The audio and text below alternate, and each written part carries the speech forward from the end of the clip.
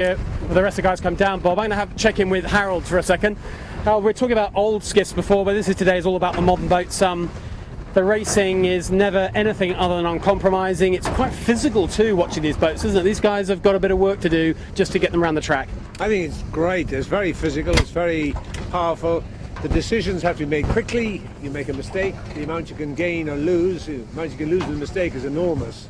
And it's fascinating to see Seven breaking right, coming back saying, this is good, there's an island in the way, I'll break hard right, went to the ley line to the right. That's what looked good to me from the start, but they really made the point. Then some of the others cut in a bit, said, right, we'll play a more tactical game, we won't get first, but we'll be in the hunt, more serious sort of performance. Very tight sailing, very tight. And were you surprised by how big a jump Seven got downwind? Because their lead at the bottom was a lot more than lead at the top, wasn't it? I think, first of all, they're very good, but secondly, you need a bit of luck in a circumstance like that. They got around the island having set their spinnaker, and a big gust came through and the other boat struggled behind them. And they just mooned down the harbour. They could use the gust to advantage, whereas the rest, it was a bit of an obstacle. Yeah, and that's the luck of the game, really. There's always an element of that in sailing. But they certainly are very proficient. I mean, they're a fabulous crew, a fabulous operation. We'll see how they go today. Didn't have such a good day last weekend, but trying to put it to rights. There's another spectator ferry. Well, thanks, Harold. We'll come back and chat with you a little bit later. Manly Ferry just checked in with a horn and put them all about, Mark Healy. 18 knots of steel, no compromise. So we'll get up there. You can see them all. Just put them all back onto starboard. Those lines on line, real dash for cash. This one up to that top mark. Gotta love it. It's coming back to the south. Ferry might interrupt his selection, but I think you'll get across that bow, so good on you, Manly Ferry drivers. We love you. It always adds a bit more of a slice up of what could or could not happen out here. Give somebody a chance and smashes somebody else that's probably in front of them. So the breeze is holding its weight here. Smeg's interesting, they're going right behind the ferry, so they want to get south over here, mate. Got Smeg going behind the ferry. I think Fisher and Pakel have got a problem. Stopped sailing. Yeah, some kind of a technical problem, Fisher and Pakel. They just had to kind of stop the boat sailing for a little bit. Actually, they lost a man overboard. So some from over the left. Right, here's a bit of action with Rag. Now, what's this? No wind underneath this ferry. The hole in the wind caused by the ferry, that's always a bit of an issue. That's a bit tricky, and the Rag and Famish actually lost someone overboard. That doesn't often happen upwind. Must have broken a trapeze wire, possibly. Yeah, probably. Yeah, and that's probably stop the camera. Excellent. So anyone watching on the live transmission, I know we had a break, we're back to you live now. That was a long break. You've actually missed the first probably quarter of the race, so a quick recap if we can remember that far back. It's a pretty even start in 15 knots of breeze. The fleet split left and right up the first beat, about half of them looking to go to the left of Shark Island, a little bit less than the half went to the right. Of the boats to the right, Gotta Love It 7, followed by Thurlow Fisher were the best of the right hand boats, and right up to the last minute it wasn't clear who was going to come out best, but at the end it was the right hand group. So Gotta Love It 7 led round the top mark, followed by Thurlow Fisher, followed by the best of the boats from the left-hand side, and down the run it was a fresh and fruity reach, but a lot of boats struggling to get past Shark Island with their spinnakers up on that first reach. Seven did it before the gust hit. That gave them a chance for a big extension, and so Seven led at the bottom mark by about 40 seconds, clear of Thurlow Fisher, Sydney Marine, Appliances Online, and a handful of other top contenders. There was Rag and Famish up there, Smeg were up there, and we're currently halfway up the second beat, heading up to Taylor Bay, and we're live. Welcome back. You've missed a great race so far, but a lot more to come. It's a pretty nice day out here, Bob, isn't it? Plenty going on. Hanging on to my hat, mate. We're doing 27 into this wind, which is blowing about 15, 18. Right in front of us is the Big Red 7. Yet again, just taking back to set themselves up. They're going to this turn mark in Double Bay, and then they're looking at setting shoots. They've got to go down to Chowder, and the Dream Team right up to the money today. Just nice and puffy. This is right up in the block hole for the second rigs today. Yeah, it's increased, isn't it? The first beat, it was, you could have probably had a big or small rig, but it's getting pretty fresh now. I've just noticed as Seven went past there, pretty twisted setup on the mainsail. So Scott and Sevy decided they want to get the boat nice and light on the helm, and it's puffy enough that they're certainly not fully cranked on that little rig. They are definitely losing a bit of power just to keep the whole thing in balance. So freshening up, and I've got a feeling there's a bit more to come. These gusts, when they come down on this leg, do tend to hit pretty hard. They're tacked on the starboard. This is ley line for the top mark. And this is a pretty puffy area to be in, trying to get your head around it, whether you're going to bang your chute on and split yourself out. If you try to sail two sails, you end up in some big light patches off Point Piper. So and you see they've overlaid that one, probably intentionally just to make it easy. No need to double tack here. So they're approaching this, reaching nice and quick. That makes the very a bit easier. And there's Sam just trying to decide on the front, is it a kite? Yeah, they're going early with the kite, see what happens. I've got a feeling we might see that kite drop quite soon. Bearing on the angle they're pointing at now. They won't even look at Bradley, so I doubt if they'll make Bradleys with I'll get that. a stopwatch on them, but that looks like they've increased the lead. That looks to me like about a minute's lead they're going to have here. Off they go. Seven first round the second windward mark as they head off on a pretty tight, exciting reach. Next round is top mark. Well, it's quite a good battle. I think Rag and Famish. Well, Rag and Famish and Smeg, just left here, Simon. Let's look at the battle, the rest is beat. There's Rag and Famish and Smeg tacks. And Appliances on line, and Cocker. So second will come somewhere from this group. At the moment, it's Rag, looking very nice with a small rig, going nicely. Smeg to leeward, Appliances on line, approach them on starboard. I think both these boats are across. Now Smeg's ducking, Rag and Famish is across Appliances on line. And then it's Thurlow Fisher behind them. So these four boats are battling for second, and David Witt's Sydney Marine not far behind, just hanging off the back of this group. I think Appliances are gonna lay this. There's been a bit of a right shift as we approached up here. Everybody's finding they're laying and cracking sheets more than expected, and so Appliances should just about get round this as second. Ooh. Closely followed by look at Rag and Famish. Great racing. These two boats overlap as they go round. They got to bear away now though. They're not pointing at the target. Down you go, lads. Thurlow Fisher goes around in fourth, Smeg in fifth, and it will be Sydney Marine in sixth place. We're going after these little groovers because they're going to give it plenty here. I think we might have a work cut out to catch them. Let's give it a go. Off they go. A lot of kites going up here. This is all... Rags upset Appliances. Now this is where the little puffs come on and off here, off Point Piper, so they've got to watch their fries. Rag did a fantastic set, but Bob, they got a really clean set, and immediately the kite filled, and immediately all three on the wire. So they've just shot away from this group. Michael Coxon doing a pretty nice job in that windward lane, and I think Smeg realising there's no future in being the low lane, and of these boats you've got to go high lane. Off they go. I'll just let you watch these pictures. It's all going on in front of you, so we don't have to say anything. That's one hell of a drag race right there. Smeg's got him bouncing over some chop. How's that little line up for you? The Smegglers doing what they do good, mate. And Gill just getting that tape where he wants it. Dan Phillips locked in with Nicky Prest, just hanging on to his shoulder just to lock themselves away. And there's a big one. Down goes the bow. They've rolled over the top of Appliances, and they've got Michael Coxon in their sights now. And Rag getting bashed down there onto Bradley. So those chutes are going to come off, and gotta love it, he's still carrying these, but they're way down low into Taylor Bay, so they're going to be pearling, but they're in even better shape because they've got that luxury of that beautiful lead. So just watch how these chutes come off these boats here. They've got to get them down. Smeg's on a beauty and still quite high, so he's going to go deeper into this run. Look at that, Mark. Smeg, just a masterclass in how you do this. I mean, all these boats here are good, but Smeg are just in a different league right now, working hard to get the high lane, and now they've got the high lane, they're using it really well.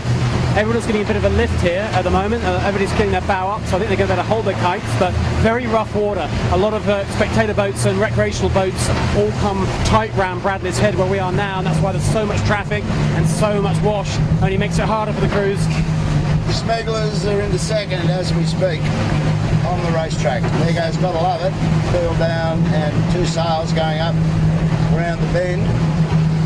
Great action this afternoon. This is what we like. Good hard running down Chowder Bay. Oh, Smeg hit one there, didn't they? A bit too much heel, and that lured wing bar just went in the water. You don't want that. Oh, Yeah. tough conditions, but I think they're kind of enjoying this. This is what the Smeg boys love.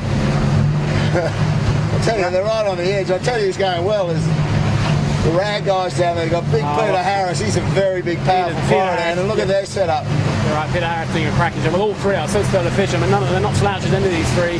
But Smeg holding that high lane, so important here, because when it comes to the drop, they will be very nicely positioned, and when the two-star reach starts. Oh, Thurlow's peel. It's gone with a drop, so I think we'll stay with Smeg and Rag and see what happens with some battle here. Drop. Let's get back to Simon.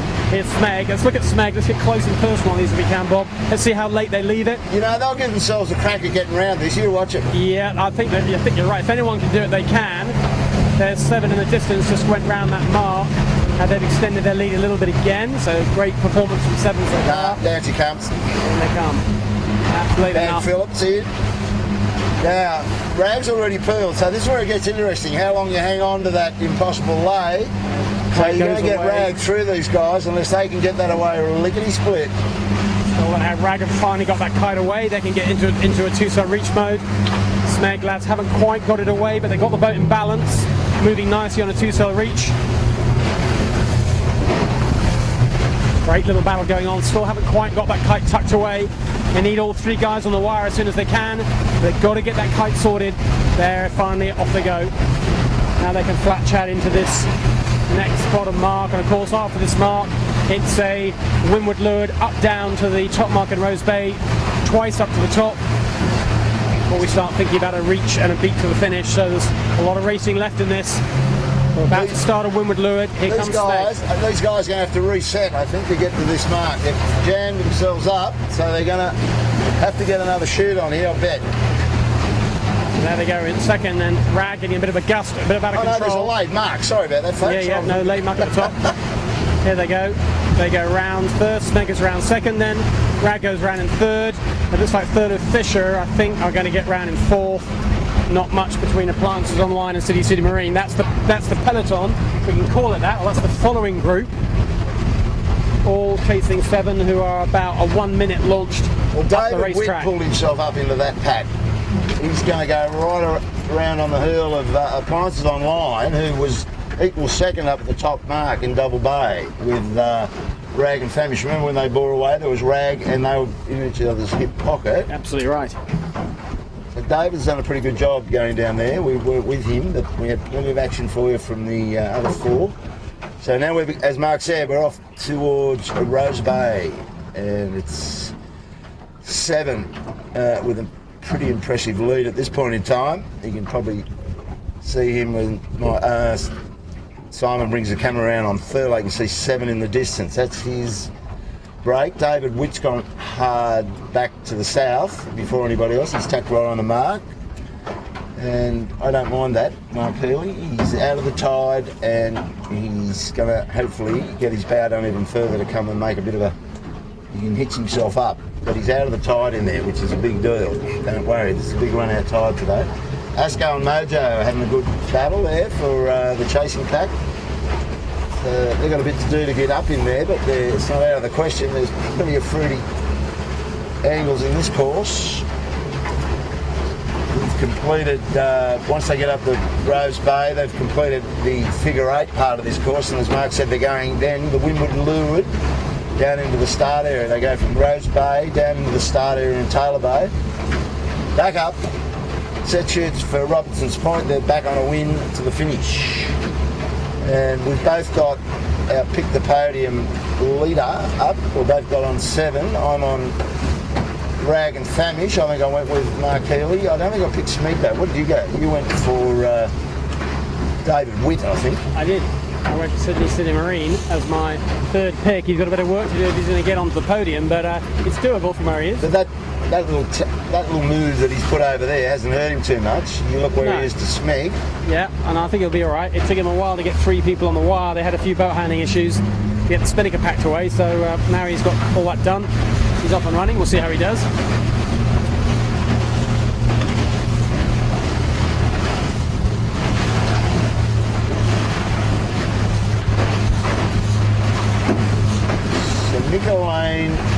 probably fourth on the racetrack. Rag's got the wood on him, just tacked above us. And Smeg's in a clear second, isn't he? Oh, well, sort of second on his own, but he's got a lot of pursuers. And we'll just check in with Rag and Famish Hotel Coopers, 62 Pilsner. And this boat's going nicely, Mark. Yeah, going very nicely, isn't it? The same small rig that they had last year on the new hull.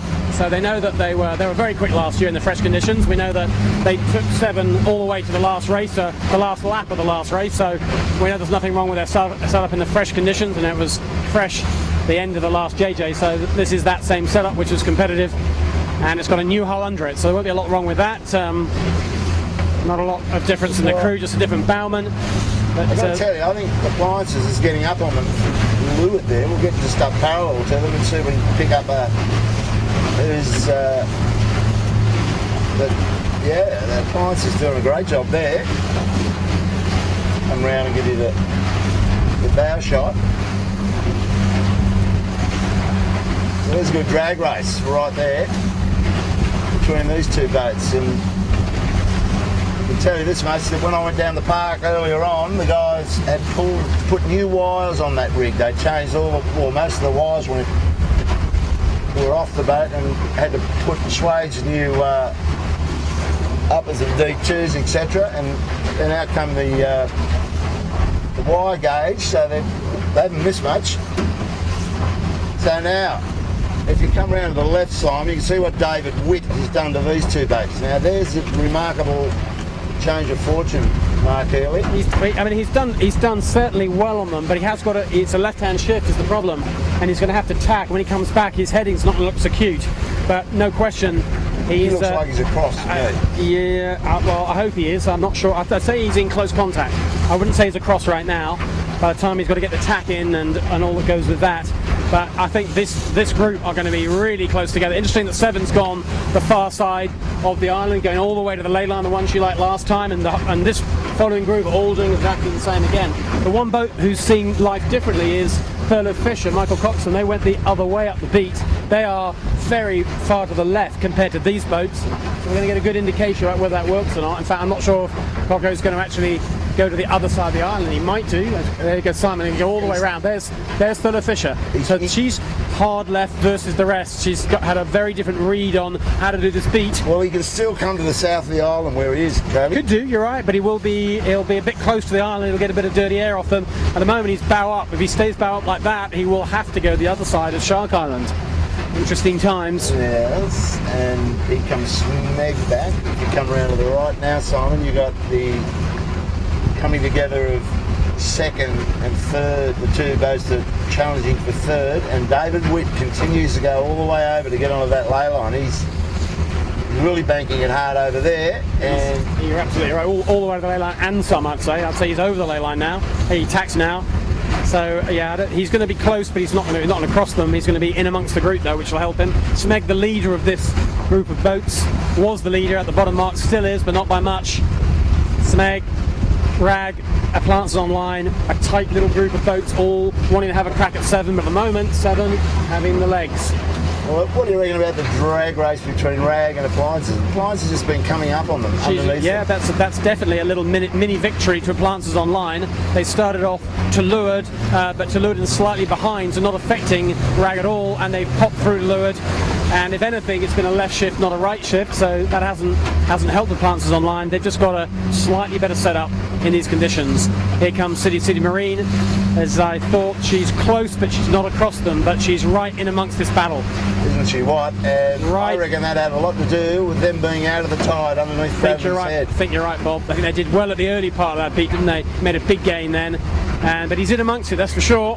Well, part of my podium, so I'm hoping he keeps going well. Good on you. There they go, Sydney Marine. That, of course, is the marina where a lot of the big super yachts live. You go under the harbour bridge, take a left, and there you'll find two marinas, one of which is owned by Sid Fisher, a very famous yachtsman who's got many boats to his name. He actually owns quite a few right now. Well, have a look where Coco is, Mark Healy. Oh, yeah, absolutely right. So that Sid Fisher owns Sydney Marine. That's the connection. David Witt works for Sid Fisher and skippers a selection of his boats right now. Anyway, there is Coco. So Coco did not too badly out of this group. If anything, what has he done? He's made a slight gain. He's behind Appliances and behind Rag, and he was definitely behind Smeg. And is he across Smeg? I think he is, you know. I think he is. Maybe he doesn't think he is because he tacked before Smeg. Maybe he thought he wasn't going to get across them. And David Witt is just banking more of this right, and that's what he wanted, and he's got his bow up. So right now, Coco's bow down to him, so it pays to be over on this sort of lifted side, Mark. Oh, I think there is. We've seen a right shift come in on the right-hand lay line every time, so I think David Witt's going to lay this mark for sure. The other boats, I think they're going to get a righty. They could end up laying. So everyone's going to be in fast-forward mode as long as they can keep a clear lane. That's Whitty's problem. Doing that. Yeah, Cocker's off and running. There's a bit of nasty wash from a powerboat. They're just going to go through here. It's pretty unpleasant for everyone, but they've all had to do the same thing there. Through they go. Maybe Cocker's gain there, Bob. I wonder. Well, actually, I'll pass this to Harold.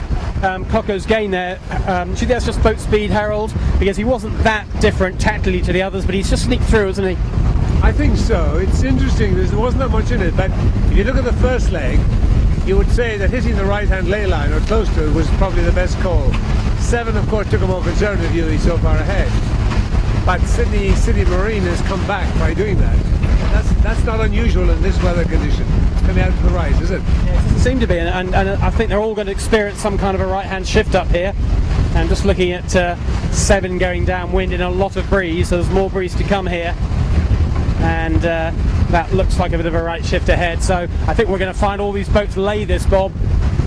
Certainly David Witt's guys are, but they've got a tough manoeuvre because they've got to leave this mark to starboard. Yep. They've got to get to this mark. They've got to tack, bear away, and set a kite up in 20 plus knots of breeze. My guess is more than one boat's going for a swim here. I think you could be right because Coco is on lays. He's going to do a pretty tidy approach, but David's going to get his bow down and come roaring in, and I can see Sydney Marine already slightly cracked. The jib hasn't gone yet, but then nice and soft on that main sheet, and you can see David's bow is just above the target all the time.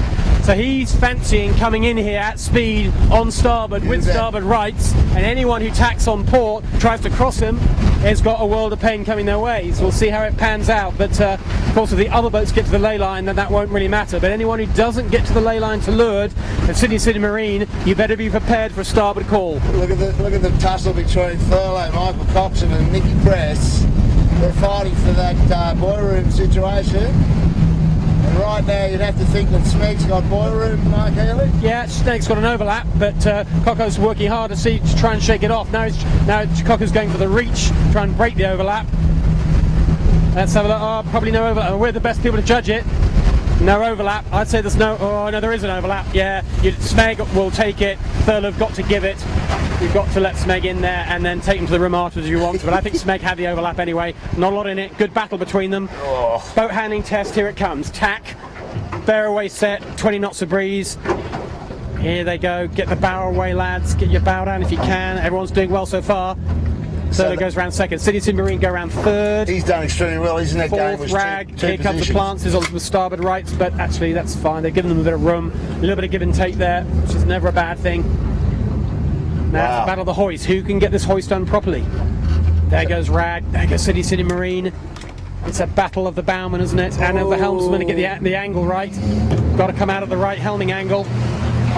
Well, we've been saying pick the podium's difficult, Mark Healy, and this is why. Some pretty good sailing. I thought we'd have a swimmer there. We didn't. They all did that really nicely. Breeze did actually drop as they approached the mark. Made their lives slightly easier. Chris Nicholson's trying to haul his way up to this group as well. He's probably and Ashko. Yeah, Chris Nicholson. You're right. We kind of maybe expected him to be in amongst this, but he didn't have a very good first beat, so he's been playing catch up rather a lot. Here they go, flying down here. Rag did a super job of the hoist, actually overtook Sydney Marine during the hoist. They'll be pleased with that. Coco's going to get a bit lighter. He needs something big to get his bow down. These boats are hauling into him. Yeah, Smeg skipped away. Right. They've just got a gust, haven't they, which Cogger hasn't got. They're coming down with this gust is sat to leeward, but Cogger doesn't really want to have to drive because you won't want to be on starboard jibe for very long. Bear in mind, look at where 7 is down there. 7's only just laying the mark. With this wind direction, you really don't want to be on starboard jibe at all if you can avoid it. 7. Sorry, Cogger's going to let down now. He's going to try and drag them in there so they all go together, I'd say. This Sydney Marine rag battle is quite a nice one, Bob, isn't it? Of course, David Wynn was on the bow of rag last year. So a bit of extra needle, I think just a little bit of extra competition between the two of them. And David is going to have to drive, so it turns out the Cogger got out of that okay. There goes Sydney Marine. Now watch Sydney Marine, he's on starboard now. Yeah, out he comes with rights, which is fine. Rag, there wasn't a lot of space though, was there? Nice judgment by Jack Kennedy. A little flick over by the rag boys. And Smig's just escaped them right now. He's got a nice little break for second. Good job, Jack McCartney's judgment there, very nice indeed. He just got the bow to clear Sydney Marine without too much flagging, and that gives him the leeward position set up on the way back on starboard. So he'll go back at Sydney Marine on starboard. We'll see how that one pans out. That's the next opportunity for an overtake. Now, you don't want to overcook this next lay line at all. Here goes Rag driving early. Got a pretty good one, I think. Yeah, that's good. That's a good position at Simon. But there is Rag and Famish driving inside Sydney Marine, exactly what they're hoping to do. That was set up very nicely by the manoeuvre on the island. Good battle. These 3 boats was not, and then add Thurlow Fisher. Nothing between these 4.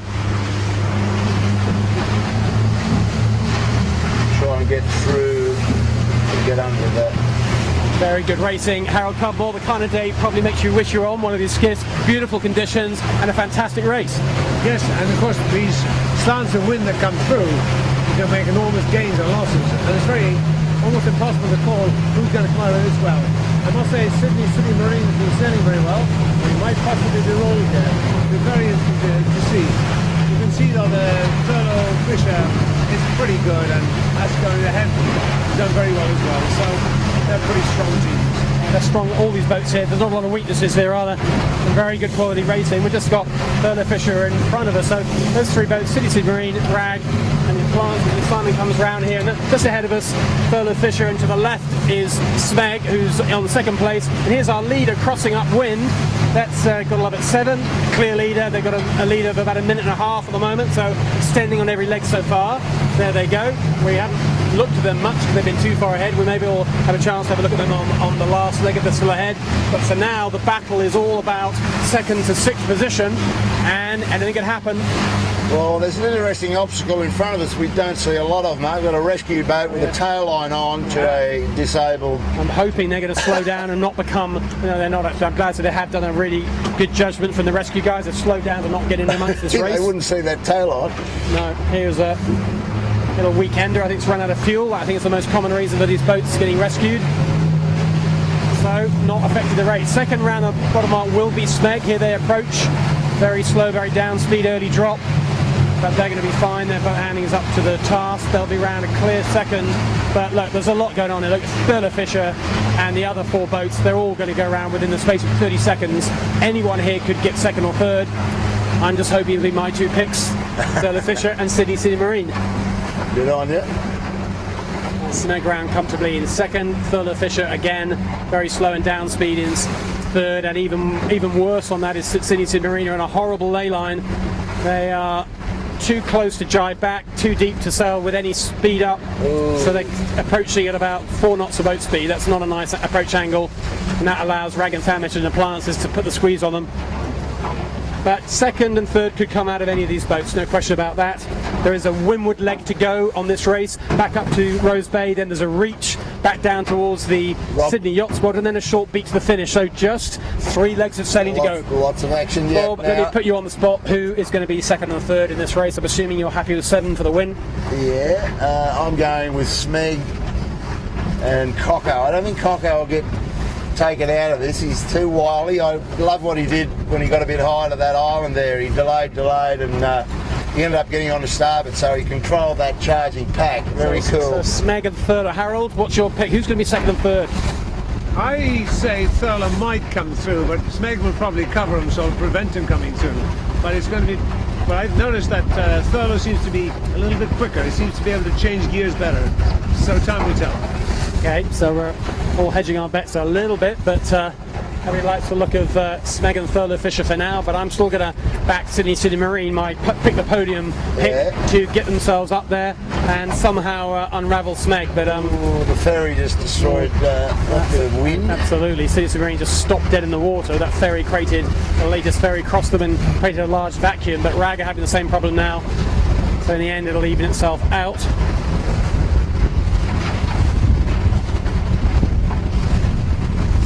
Just trying to find Gotta Love It, and whether they went back to the south again or they go over. They've gone south, there they are, you're right. So, yeah, not quite as hard south as last time, but they're taking a little look at the Shark Island. I think they're giving themselves an option, approaching it to go either side, and now they make the decision to go to the south. They just tacked off on port, so they're definitely going to the south side again. this is enthralling. Smeg, Thurlow, Rags got up on the hip of David Wood's Sydney City, and likewise the Pirates are up on the hip of Rags. So there's plenty of golf left in second and third on the podium today. Smeg's coming back first, David Wood's coming back. So they're all going to have a look at the southern side of the island. You would think there was a lot of money on offer up there last time, and it'd be a bit risky to go to the north of the island. So that's where they're all heading. We'll get up there and have a look at Coco and see how his height and speed. Smeg's going along just nice, as they do in these sorts of cruises. Rag's got a bit of a problem with his height right now, we've diagnosed, and be a good tussle with appliances online in Sydney City to see who's got the pace there. This is a fair test, this beat, isn't it? Hard on a wind, and you got to just get the power right, and the tide is working on your side if you want to use it. But when they're drag racing, you can see the boat side by side. You can see who's got the wood on the other boat. And we'll go up and have a look at Thurlow and his angle with the Smeg. David Witt coming back. Tightening up, Mark. Watch out for Simon Dern here. He's got a closing. He's seen them. What's he going to do? Hit us. Oh, he's off again.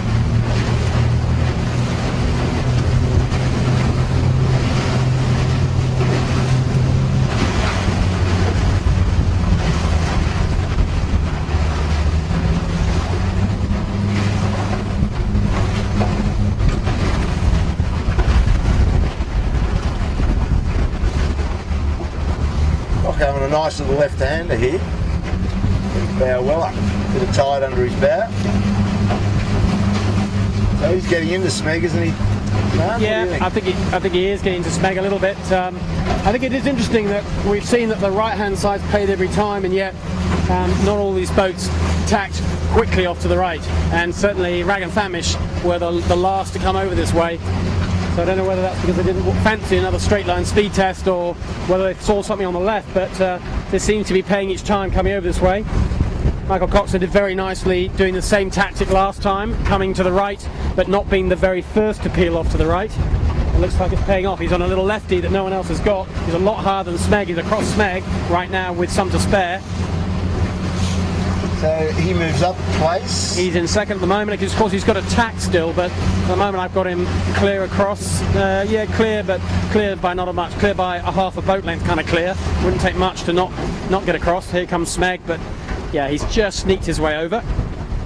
And he's got to decide, does he plant a tack on top of Smeg, or does he tack in line, or I think he's going to keep going. He reckons that starboard ley line's a nice place to be. He'll just keep going. Well, Smeg's got to tack again pretty shortly. Interesting, I just looked over my shoulder, and Chris Nicholson's opted to go up the other side of the island all on his own, so he's rolling the dice to see if he can pick something out of that side of the course, but I think it's all over here, Mark, but he's given it a go anyway. No use following them. this is the main interest right here with these 4 boats. Who's going to fill up those podium spots? And right now it's the Fellow Fisher and the Smeg just shunted back into 3rd.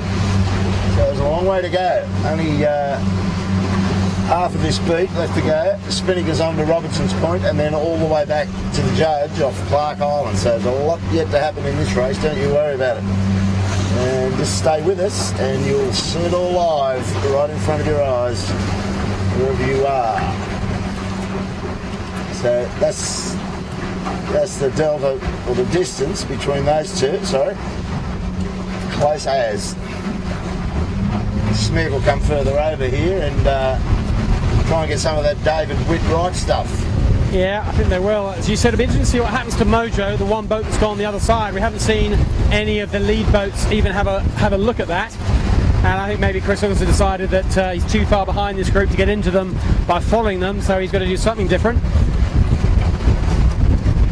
In the meantime, our leader has cleared the weather mark up in Rosa Bay. Simon, if you come right around, you might just pick that big red 7. So he's what? We'll see them 2.5, 3 minutes away. Yeah, he's at least 2 minutes. We'll see him whistling past us in a second. He's 7 is on the one long reach down to the other side of the harbour. Then it's a short beat back to the finish. So unlikely much is going to upset their day. Sailed very nicely. We haven't seen too much of them. They've been too far ahead, but we've watched how they've extended each leg bob, which is usually a sign. Yeah, no question. The 7 ship has got plenty of wheels. That's for sure. And some. And some indeed. So along come, well, I just see 7 as she blasts across our bow. But this battle for 2nd, 3rd, 4th, 5th, 6th is pretty intriguing. Some of these are the boats that will be contesting the JJ at the pointy end without any question at all. Good to see how they go. 7 struggling to get enough height to get around Shark Island. I think already I can see the Spinnaker curling a bit and a gust coming their way. So that could be a little test for them. They've got Shark Island well and truly on their radar right now. Well and truly on their radar, yeah. Fully loaded up. There's the 7. This is the point when you don't want another gust to hit you. There goes 7 again. The angle of the camera makes it look a little worse than it is, but it wasn't an easy one. Sevi and his team keeping their cool as they blast down that reach, and we'll pick them up for the last beat in a little while. Anyway, back here. What's happened? Well, the story so far on this beat, Bob, pretty interesting. Thurlow Fisher have got themselves up into 2nd, so they've overtaken Smeg very nicely. Mojo actually coming to join the party a little bit. They went the other side of the island. I don't think it's harmed them too much. I mean, they're not going to be leading this group, but they're going to be pretty close to Appliances Online and Rag and Famish, enough to have a crack at them on the next downwind leg. And Sydney Marine not doing a bad job. So I guess as you'd expect, Thurlow Fisher, Harold mentioned that Thurlow maybe had a little bit of extra speed and they've sailed a bit conservatively here and just probably good enough to eat their way out of this group. Is that how you saw it, Harold? Yes, I just saw Thurlow Fisher just had a little more control on speed, could change gears quicker.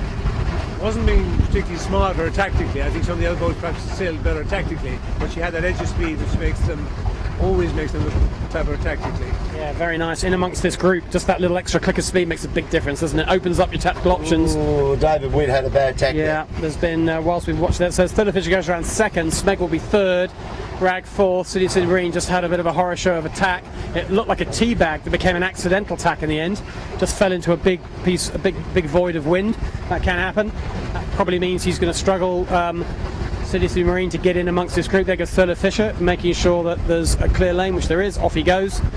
Smeg around in 3rd. That battle is going to go all the way to the wire, I've no doubt at all. Rag and Famish might have something to say about the podium positions. Well, around they go in 4th. Pretty much all down to how they control their gear down this run. And certainly is. Thurlow's This is going to be an exciting reach, and we're going to go along for the ride, see who's got the technique. And Mojo's caught up to them going that way, don't you reckon? Mojo's definitely caught up.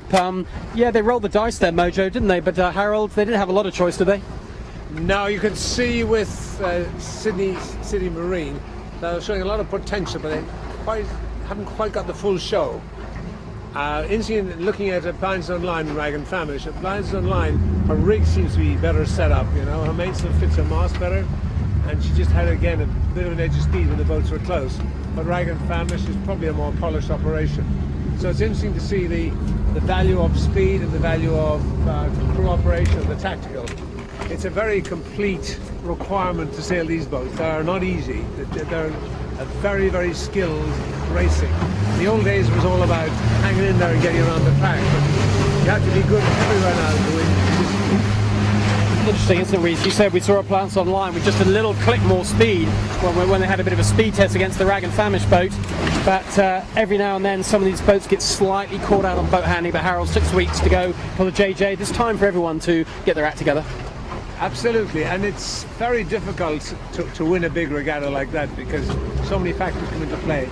But when you get a consistently good team, you can see that when the pressure's on, they just make things slightly bit better, and that's where Seven's been so good over the years. Wow. They don't have much, but they just have enough very often to get across the line against fellow fisher, extremely good. Can't quite get there really, but in a few weeks' time again, the game's wide open, they could make it happen. Can indeed, and we know that those two boats will go head to head for the JJ as they always do. In the meantime, we're just watching Mojo having a bit of a struggle to get the spinnaker up. Caught on the hounds, Mark. They on the hounds, that old problem. We've seen that happen many a time, haven't we? They won't want that to happen when the JJ's in full swing. But we haven't seen much of Chris Nicholson's Mojo today, but they've been, after a pretty iffy first beat, they've been slowly coming into the group. Yeah, well they did. They gave themselves an uppercut off the start line, and they were one of the first to go back to the right, as you recall, but they couldn't lay Bradley's. So I think that's see where what their technique is like for getting around shark armour here. At the moment, it doesn't look too good, does it? Nah, you have to say you wouldn't be a radar says big object. Yeah, I think Chris has decided it's not worth too much taking the risk. The halyard, they're just going to let it all hang horizontally and then rehoist. That's good as long as it doesn't get wrapped around anything, and as long as it doesn't scoop up any water. So you've got to drop the halyard just the right amount, haven't you? So they seem to have done that very nicely, and but Chris is going to need a big bow down to rehoist this. He's got to find enough windward space to allow that to happen. Let's see when he decides to do it. He reckons that's enough. Let's see if he's right. Off we go again. The bounder's got a bit of harbour. Oh dear, it's caught on the back wing bar. Oh, the rag's gone through it. That now has opened a hole. That's one of the reasons why this is a high-risk manoeuvre. You've got to bear away. That's more like I was expecting a much bigger bear away from Chris to make the spinnaker fly forwards. That's buggered which there he didn't afternoon. do, and I'm afraid that's gone from bad to worse. That's what happens in 18-foot skiffs. One little problem leads to the next, and that's goodbye Mojo. I think and hello, Fisher and yeah, Rolo will say thank you very much. That's a nice bit of video footage for Chris Nicholson's guys to look at after the race on a Monday morning to work out what exactly happened. Well, it's pretty clear on the camera. Easy for us to say, much harder to do, but you all saw it. Everybody watching wherever around the world. That's how you don't drop a spinnaker and rehoist. Anyway, Fisher and Paykel didn't have the same problem with that gust. They just cruised around the wharf without a problem, and Rolo and his boys flying downwind on the reach. Yeah, not quite slick enough to be with that top group of six, but a much better performance today, Bob and Rollo. Well, think back. They had a man overboard. They were in that front chasing pack, and they had to stop for a good minute and a bit. So, barring that, they're probably Jeff Beauchamp off the rack. Yeah. So Tricky is out here. We're going to leave them and get down the bottom for you. We've got David Witt right in front of us, and I can see. What can I see? I can see Smeg and Thurlow. Yeah, they're looking like 2 and 3. Fourth looks like it's the Rag, and 7 is already round the bottom mark, heading upwind to the finish. He's off and running, and I think Thurlow's well positioned for second, Smeg for third. That looks like it's going to be the podium, so it won't be my podium, and it's certainly not yours, Bob. But I don't know if anyone's going to get that one. That's a fairly popular pick, those 3 boats. We could have a pick the podium winner today. I think so. No chance to look at the sheet. A bit going on here, but interestingly, Marcus Ashley's got the better of the Greens Sydney Marine right here. So that's not a bad job. They've obviously done that with their shooter handling game across here. Up and down in Fresh. So great race going on between Asco. So he's all up. Asco's in 5th position right now. So Marcus Ashley and the Asco team without Ashland Rooklyn. Ashland Rooklyn is on board David Witt's boat today, so he's just watched James Doran and Marcus Ashley And Geronimo Harrison just slide right on by there. Another great bit of hard spinnaker running. Plenty to do there, right on the edge. And David Wick generates a bit of riding moment with his guys, does he? When he waits in the right space.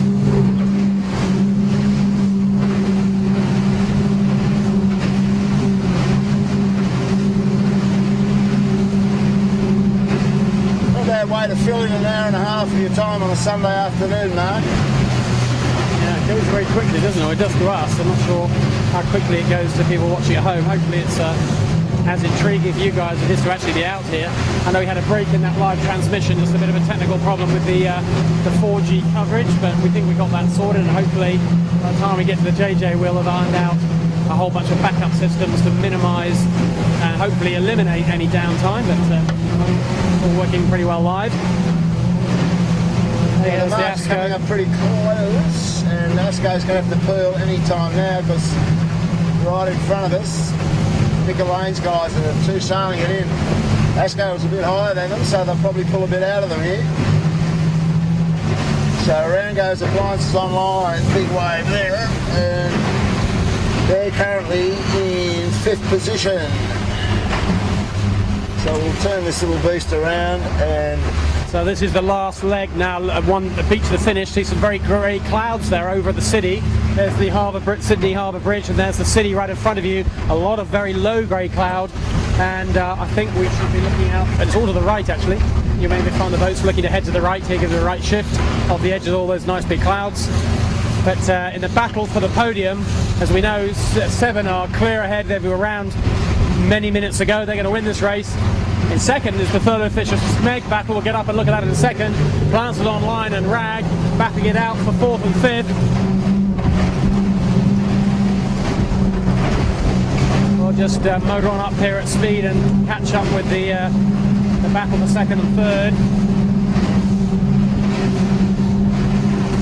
Well, this is going to be a tack fest, I think, between these two. Coco will not let them get second off him, so this could be quite interesting. We'll peel off and do the right thing and take our leader, Big Red 7, across the line for you, and then we'll chase back and pick up this battle. They're about 2.5, 3 minutes adrift from Gotta Love It, but you can see Gotta Love It, Simon, right up there going underneath the spectator ferry. We'll be up there pretty quickly. We've got the ring in the neck of this camera cat. You can probably hear the racket going through the microphone.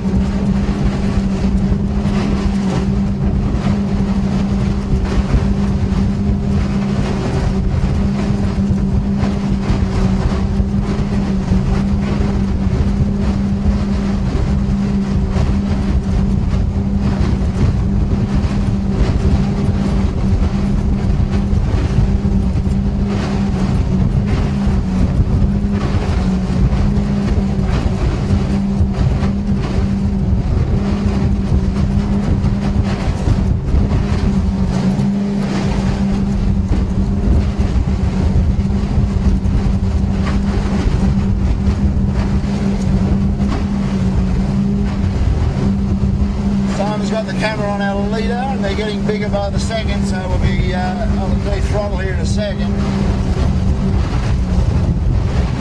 And we've got probably 2 more tacks to do to lay this line, Mark, but another great performance. When the dream team comes together, with Scotty in the middle and big Sammy Newton in the bow, Sammy just has a picnic, doesn't he? He just seems to enjoy that company. Yeah, well, he'll certainly enjoy the lead that he's had the whole race, really. But it all came about from the decision to go right, wasn't it? Because they didn't have the best start. Thurlow Fisher got the jump on them off the line, and they tacked away with they had a bit of dirty air. They really had no choice but to tack away. But from then on, they started making some very good decisions. Decided to kick themselves nice and hard right. And then having gone right, they went back for even more, and that's what got them into the lead. They came in on starboard ley line, got a lovely big lift at the end. No doubt, no shortage of boat speed there as well, but really clear, strong course management and tactical decision making is kind of what set them up for this win. And then of course since then a lot of good boat handling and a lot of other good things that, as Harold was saying earlier on, it takes the complete package to win in this form of racing. And Seven again showing us that when all three of them are together and they're on their game, they've probably got the complete package. But it doesn't take much for things to go wrong, for the wheels to fall off. But today, Harold, for what little we've seen of them, they've been too far ahead. A pretty tidy operation. Very tidy, very complete package. Very hard to race against a group like that. But having said that, they didn't make a particularly good start, just a safe start. They extricated themselves pretty well. They didn't tack immediately off the start. The boats that went immediately got a land effect that comes up over Bradley's head. They were just that bit further out, had enough pace, pretty well knew where to go. Didn't hit it entirely, came back, checked in, and then went right completely when they found it was working. It's altogether a complete package, excellently sailed. I think above all else what we've been reminded of here is they're just quick, and so if they get things reasonably right in terms of boat positioning, they have the ability just to extend and extend, which of course takes the pressure off them tactically, keeps them out of those nasty one-on-ones and trying to stay in thin high lanes and all the stuff the rest of the guys have to do. But you don't get boat speed by accident, you get it by good decision making and by hard work, and that's what they've got right now. The rest have got to catch up, but there's 6 weeks to do the thinking, 6 weeks to do any re-engineering. But Bob, a long way to go, 6 weeks. Who do you think, apart from Seven, who else is going to give them a run for the money? Boy, well, only themselves, I think, Mark, if they get a bit loose. So I think themselves are the biggest competitor. That's quite interesting, Root. I think you're probably spot on there. Apart from themselves, who can do it? Thurlow Fisher, we know, are going to be there or thereabouts. Who else do you think could nick a few races off them, and if things go their way, could contend? I'm looking at my crystal ball and I'm seeing a pretty big fleet hit the start line and just negotiating that start. I mean, Sevi and those guys really know how to work on a strategy to get themselves out in that, in that luxury area where, as you were saying, they get plenty of comfort and everything becomes really sort of smooth and easy for them. But come the Gilpin with potentially a 40-boat fleet and all the vagaries of the wind at that point in time, we hope it's still blowing like this, it'll be just sensational. But we're going into March, it could be a lot lighter. And we know they're big riggers and all that special right now. They don't have it all their own way with the big rig, but certainly with the small rig. And a boat that's going really well with both rigs is this boat in front of us, the Thurlow Fisher Lawyers, and Coco, who didn't sail last week because he had a problem with his knee, so he let Hugh Stoddard steer it last week. But Coco is right back into the wheel area now, and that was a great effort. He tacks, crosses the shortest finishing line I've ever seen in my life.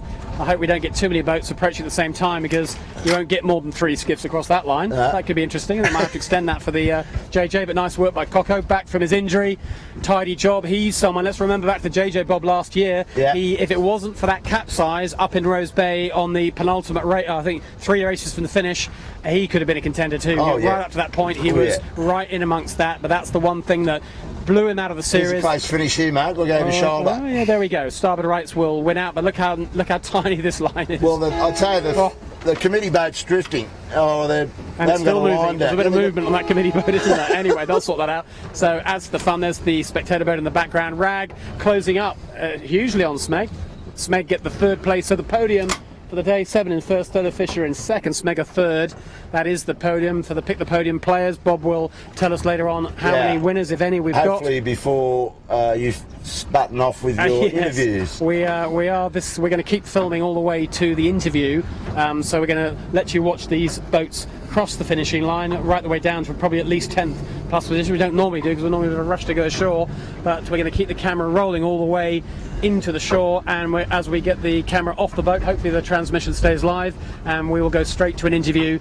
So if you need a break to make yourself a cup of tea or open another bottle of wine, then some point in the next 10 minutes would be a good moment. But we will be interviewing someone from the leading boat. Bob and I'll have a chat in a second about who that person should be and what questions we'll ask them for the JJ. When we get our full Twitter feed rolling nice and efficiently, we will invite you to send us any questions that you'd like me to ask the person I'm interviewing. I can't promise I will ask the question. Your questions have got to be better than mine. If you've got a better question than I've got, then I will ask your question and take the glory. If they're not, then I will overrule you. Now, what's going on here, Mark? You've heard of a rabbit start, now we've got a rabbit finish.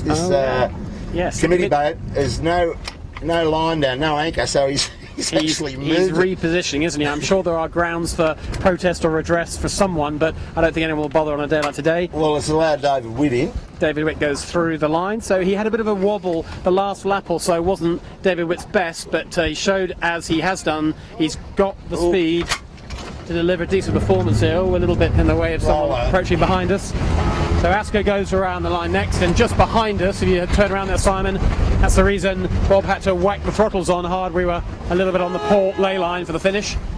The ley lines do keep moving in our defence because the committee boat keeps moving. There's Rollo going across. I was just saying David Witt showed plenty of boat speed and some good racing in that race, but I felt the last lap, I'm not sure if they're getting tired or what was happening, but he made a few poorer decisions, a few mistakes.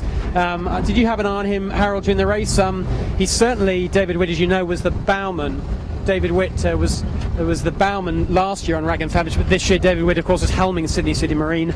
And what did you think of their performance today? I know he fancies his chances, and I kind of fancy his chances too for the JJ, because he's a bit of a big match player, David Witt.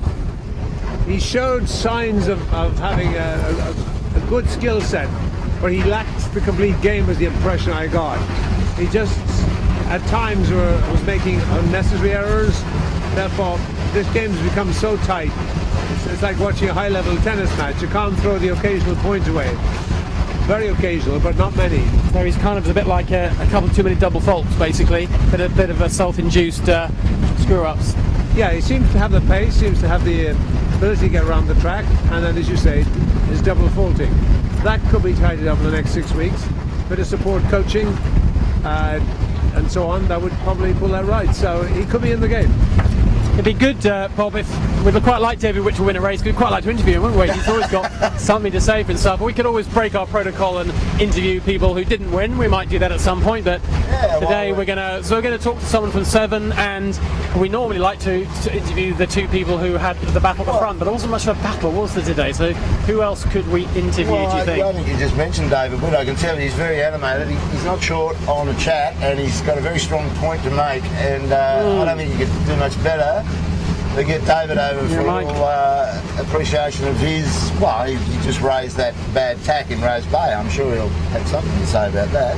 Yeah. And how his fortunes went today. We'll have to see if that's logistically works. But for now, what we're seeing, that we've seen the top 6, 7, I think, cross the line. So we're just on our way back in to the Sydney, the Double Bay Skiff Club, where we're going to get our boat moored up. We're going to keep the camera rolling, as we said, and Simon will just walk across the boat park, give you an idea of how the lay of the land is, and as soon as we've got our chosen victim from Seven suitably de-rigged, we'll show a microphone in their face and see what they thought of those performances. I think one of the interesting things, I think, Bob, when you interview Seven, particularly Seven who've just won a race, is sometimes they find it a little hard to put their finger on quite what's going well, and I'm not sure whether that's just being incredibly modest or whether they're trying to just not let anybody know quite what's going on or what's happening, but we'll see if we can get a little bit to the nut of the issue today. Yeah, well, I think it was the former of what you're talking about.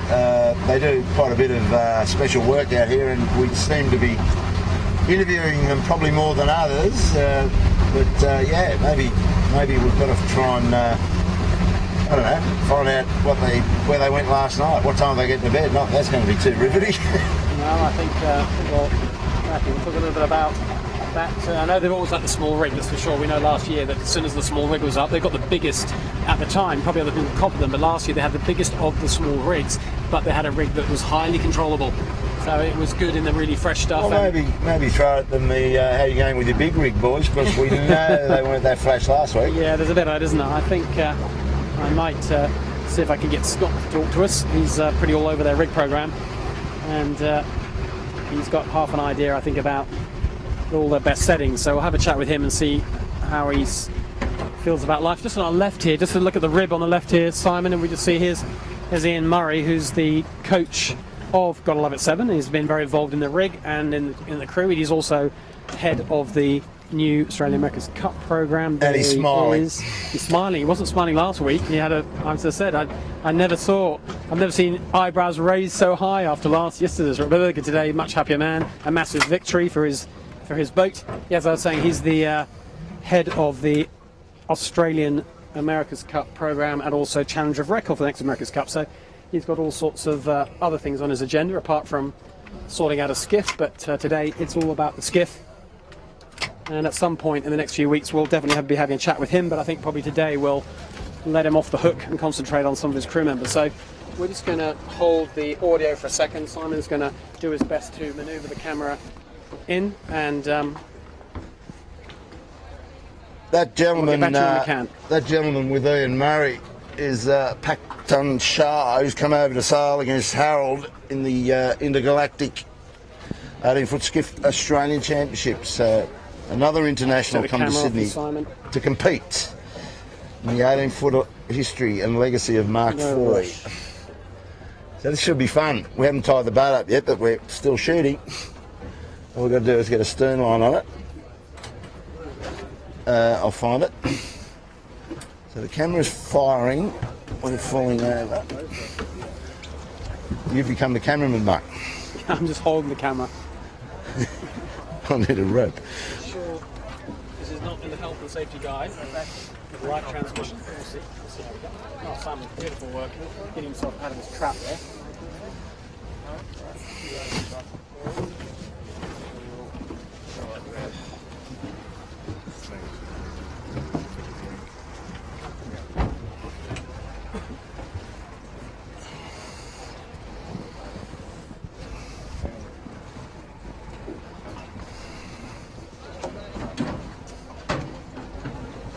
I got it. Bit happy with that race, Ian? We've got nothing to complain about today. No. It's extremely well, isn't it? Very exciting, huh? Some of those reaches.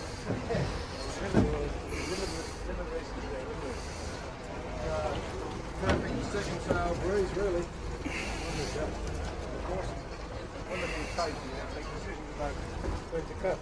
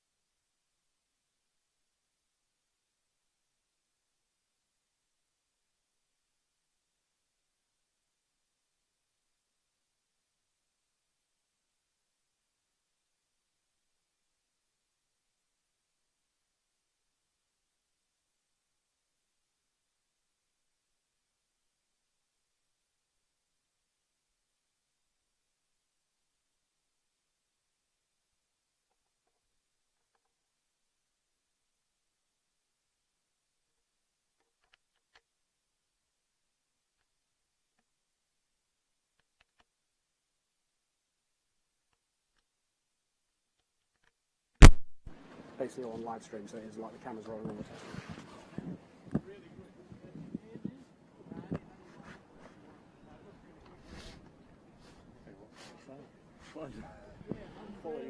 So you've joined us back on the water. A little break, I think the transition didn't actually break. Hopefully the live stream worked nicely. And in the meantime, all the boats are de-rigging. Here I've got Scott Babbage, who does the middle on Gotta Love It 7. That's his boat de-rigging just behind us here. And here's Nick Press off the good ship Smeg, who chased hard today, but in the end, 7 had the wheel. Scott Babbage, that small rig, it works pretty nicely for you guys, doesn't it? Yeah, we're very happy. Anytime it's over 12 or 13 knots, we'll definitely go small. It felt last year, and I seem to remember the general chat in the boat park was that this was the biggest small rig in the fleet. Do you think that is the case? No, I don't think. I think Smegs will be bigger than ours this year, and the Rag is definitely bigger. So what's the secret to making? I know there's a lot in it, but how do you get a small rig to work as well as yours does? Would you say is it the luff curve, is it the mast, is it the rig tension, or where do you start to try and get that jigsaw working nicely?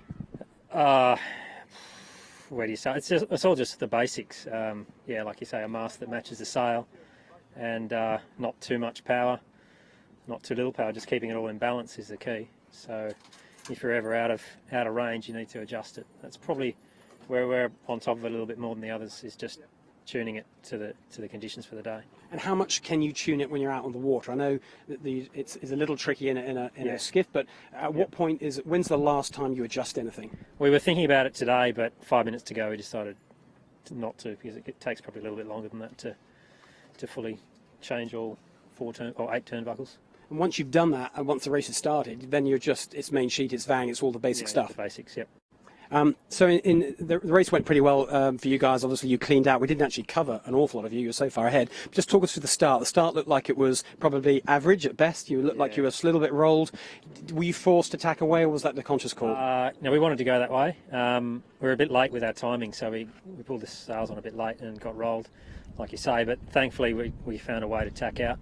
I think Smeg was just above us and tacked out quite early, and we went with them, and it all ended up pretty well after that. And you were the lead boat in the end out to the hard right, weren't you? Because you had one stab at it, then I saw you have a second crack at it. Yeah, I think we had to tack because the ferry was coming through from the city, so we tacked back towards the island, but ended up being probably the most right. So we ended up with about half the fleet going left, half the fleet going right on that first beat. Yeah. Was there any point where you guys were questioning your call, or you always felt strong about it? Yeah, always right. We went there every work today, I think. Yeah. And we know that you know the Rose Bay part of the world pretty well. You sail there a lot. Yeah. What is it that makes the right decision on some occasions, and other occasions it's not?